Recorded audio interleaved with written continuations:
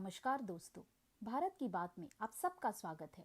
स्वतंत्रता दिवस के पावन अवसर पे हम आपको हमारे देश के स्वतंत्रता से जुड़ी कुछ अनकही और कुछ अनसुनी किस्से बताने का प्रयास कर रहे हैं।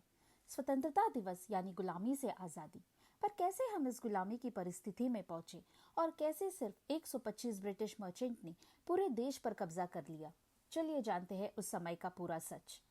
सन 1599 में 24 ब्रिटिशर्स ने मिलकर एक नई ट्रेडिंग कंपनी शुरू करने का प्लान बनाया और इसके लिए उन्होंने 125 ब्रिटिश शेयर होल्डर्स की मदद से 72,000 पाउंड कलेक्ट कर लिए और कंपनी ओपन कर दी, जिसका नाम था governor and company of merchants of London trading into the east Indies, जिसे ईस्ट इंडिया कंपनी के नाम से भी जाना जाता था।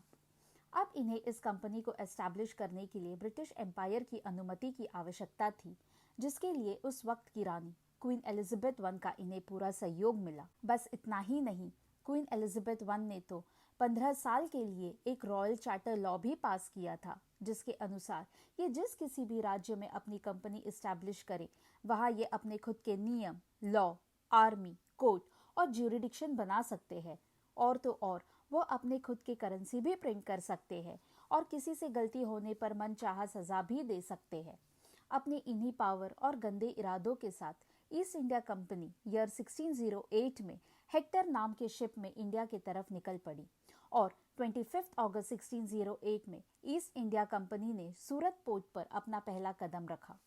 उस समय भारत को एक इंडस्ट्रियल पावर हाउस माना जाता था और पूरी दुनिया के 25% टेक्सटाइल मैन्युफैक्चरिंग हब और 27% ऑफ वर्ल्ड जीडीपी भारत से आती थी। उस समय भारत पर मुगलों का राज था और ईस्ट इंडिया कंपनी ये जानती थी अपने व्यवसाय को शुरू करने के लिए और आगे बढ़ाने के लिए उन्हें मुगलों से अच्छे संबंध बनाने पड़ेंगे।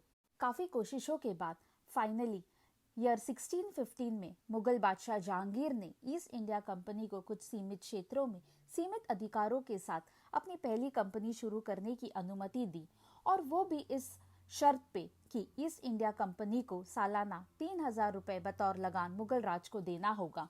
इसी तरह ब्रिटिशर्स ने अपनी दूसरी कंपनी आंध्र प्रदेश में एस्टैब्लिश की और उसके बाद तीसरी कंपनी ईयर 1620 में पटना में। शुरुआती दिनों में ईस्ट इंडिया कंपनी को अपनी कंपनी चलाने में काफ़ी दिक्कतों का सामना करना पड़ा, पर देखते ही देखते 20 साल यानी कि ईयर 1640 तक ईस्ट इंडिया कंपनी ने भारत के काफ़ी राज्यों में अपना डेरा जमा लिया। इसी दौरान ईयर 1662 में यूके के राजा चार्ल्स II का विवाह पोर्चुगीज की रानी कैथरीन से हुआ और उन्हें दहेज में इंडिया का एक आइलैंड मिला जो उस समय पोर्चुगीज के राज में था, जिसे हम आज मुंबई के नाम से जानते हैं। इसी तरह बड़ी चालाकी से ईस्ट इंडिया कंपनी ने मुंबई पर कब्जा कर लिया। सन 1681 में ईस्ट इंडिया कंपनी ने छोटे लेवल पे बंगाल में ट्रेडिंग शुरू किया और उस समय बिहार, वेस्ट बंगाल, उड़ीसा और बांग्लादेश बंगाल का हिस्सा हुआ करते थे। उन दिनों बंगाल को one of the prosperous state माना जाता था और इसलिए ईस्ट इंडिया कंपनी ने ट्रेडिंग के लिए बंगाल को अपना अगला टारगेट चुना। ईयर 1686 ईस्ट इंडिया कंपनी ने बंगाल के जनरल शाहिस्ता खान के खिलाफ युद्ध छेड़ दी और बुरी तरह से हार गए और बंगाल, पटना, विशाखापट्टनम और मुंबई के सारे फैक्ट्रीज पे मुगलों का राज कायम रहा। ब्रिटिशर्स काफ़ी चालाक थे, इसलिए अपने अहंकार को छोड़ के अपने स्वार्थ के लिए उन्होंने मुगलों से अपनी गलती की माफ़ी मांगी। फाइनली ईयर 1690 में ईस्ट इंडिया कंपनी को माफ़ी दी गई, लेकिन उन्हें 1.5 लाख रुपए जुर्माने के तौर पे भरने पड़े। उसके बाद काफ़ी वर्षों तक ईस्ट इंडिया कंपनी सही समय का इंतज़ार करते हुए चुपचाप अपना बिजनेस करती रही।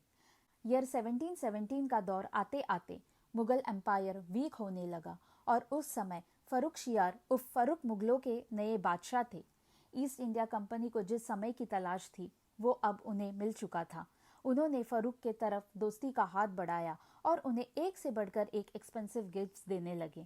फर्रुख उनसे काफ़ी इम्प्रेस हो गए और ईस्ट इंडिया कंपनी को बंगाल में फ्री ट्रेडिंग की अनुमति दे दी। ये थी ब्रिटिशर्स की राजनीति। 1756 में सिराज उद दौला को बंगाल का नया नवाब घोषित किया गया, जो ईस्ट इंडिया कंपनी की राजनीति से जरा भी प्रभावित नहीं हुआ और 23 जून 1757 में ईस्ट इंडिया कंपनी और सिराज के बीच युद्ध शुरू हो गई और ईस्ट इंडिया कंपनी ने इस जंग को जीतकर बंगाल पर कब्जा कर लिया। इस जंग को बैटल ऑफ प्लाजे भी कहा जाता है। 1764 में ईस्ट इंडिया कंपनी ने नवाबों के खिलाफ एक और जंग जीती, जो आज बैटल ऑफ बक्सर के नाम से जाना जाता है। ईयर 1770 में ब्रिटिशर्स ने वेस्ट बंगाल, बिहार और उड़ीसा से भारी मात्रा में टैक्स वसूल किए और उसके कारण ये राज्य अकाल और भूखमरी का शिकार हो गया, जिसके चलते 70 लाख से 1 करोड़ लोगों ने अपनी जान गंवा दी। ये गरीबी कोई प्रकृति नहीं थी, बल्कि ईस्ट इंडिया कंपनी के बनाए गए नियमों द्वारा इन सभी राज्यों के लोगों का ये हाल हो गया था। इसके बाद ईस्ट इंडिया कंपनी ने मुगलों के खिलाफ काफी जंग जीते, पर किसी ब्रिटिश को कभी राजा घोषित नहीं किया, बल्कि राजगद्दी पे हमेशा किसी ऐसे शख्स को बैठाया जो कहने को तो हमारा राजा था, पर था उनका गुलाम, जिसके द्वारा वो हमारे लोगों पर, रिसोर्सेज पर और हमारे धन पर कंट्रोल कर सके। ये उनकी नई राजनीति थी। बैटल ऑफ बक्सर के बाद पूरा नॉर्थ इंडिया अब ईस्ट इंडिया कंपनी के कंट्रोल में था और अब उनका अगला टारगेट था दक्षिण भारत। दक्षिण भारत पे कब्जा पाने के लिए 1761 से 1783 तक ईस्ट इंडिया कंपनी ने टीपू सुल्तान के साथ लड़ाई लड़ी और कामयाब हो गए। ईयर 1803 तक उन्होंने मुगल कैपिटल दिल्ली पर भी अपना पूरा कब्जा कर लिया। दिल्ली के बाद उनका अगला निशाना था मराठा किंगडम। काफी युद्ध के बाद ईस्ट इंडिया कंपनी को मराठा और सिख साम्राज्य को पाने में भी जीत हासिल हुई, पर ये यहाँ भी नहीं रुके। ईयर 1847 में ईस्ट इंडिया कंपनी ने डॉक्ट्रिन ऑफ फ्लैप्स नामक एक लॉ लागू किया, जिसके मुताबिक अगर किसी भी इंडियन रूलर की मृत्यु हो जाती है और अगर उनका कोई वारिस नहीं है तो सब कुछ ईस्ट इंडिया कंपनी के कंट्रोल में ले लिया जाएगा। और इसी वजह से राजस्थान और जयपुर जैसे राज्यों में ब्रिटिशर्स ने अपना ढाबा बोल दिया। ईयर 1858 में ईस्ट इंडिया कंपनी के पावर को डिसॉल्व कर दिया गया और ब्रिटिश ने गवर्नमेंट ऑफ इंडिया एक्ट का निर्माण किया। भारत को ब्रिटिश इंडिया में बदलकर सब कुछ ब्रिटिश क्राउन के अंडर में आ गया।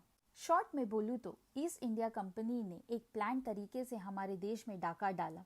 ईस्ट इंडिया कंपनी ने जितनी भी जीत हासिल करी, सब धोखेबाजी, रिश्वतखोरी और फर्जी डॉक्यूमेंट्स बनाकर करी। जिनके साथ भी अलायंस किया, उनको खुद ही जाके बाद में लूट कर मार दिया। इंडियन इकोनॉमिस्ट उस्ताद पटनायक के अनुसार ईस्ट इंडिया कंपनी और ब्रिटिश ने अपने 200 साल के राज में भारत से 44.6 ट्रिलियन डॉलर लूटे, जिसके वजह से हमारा देश अपने आप को मॉडर्नाइज नहीं कर पाया, कोई नई टेक्नोलॉजी या कोई नया इनोवेशन नहीं कर पाया और हमारे देश की गिनती दुनिया के गरीब देशों में की जाने लगी। आज़ादी के बाद भी आज तक इंडिया जिन उलझनों में फंसा हुआ है, उसका काफ़ी हद तक ब्रिटिश इंडिया ही जिम्मेदार है। बट कहते हैं ना, कर्मा किसी का सगा नहीं होता। संजीव मेहता नाम के एक हिंदुस्तानी ने 2005 में ईस्ट इंडिया कंपनी को खरीद लिया और आज भारत यूके के जीडीपी को पछाड़कर दुनिया का 5th largest growing economic country बन गया है। अनफॉर्चुनेटली इनके लूट और डकैत के बारे में ना तो इंडियन स्टूडेंट्स को सिखाया जा रहा है और ना ही ब्रिटिश स्टूडेंट्स को बताया जा रहा है। आज हम वेस्टर्न कल्चर की बात करते हैं, उनके इनोवेशन की बात करते हैं, पर हम ये क्यों भूल जाते हैं कि इनके अत्याचारों का परिणाम हम आज भी भुगत रहे हैं। कहने को तो हम आज़ाद हैं, पर आज भी हम करप्शन, डिस्क्रिमिनेशन, कास्टिज्म के गुलाम हैं। जिस दिन हम इस गुलामी से आज़ाद होंगे, उस दिन हम पूरी तरह स्वतंत्र होंगे। दोस्तों, अगर आपको मेरा ये वीडियो इन्फॉर्मेटिव लगा हो तो मेरे चैनल को लाइक और सब्सक्राइब कीजिएगा। इससे मुझे काफ़ी मोटिवेशन मिलता है। Thank you. जय हिंद।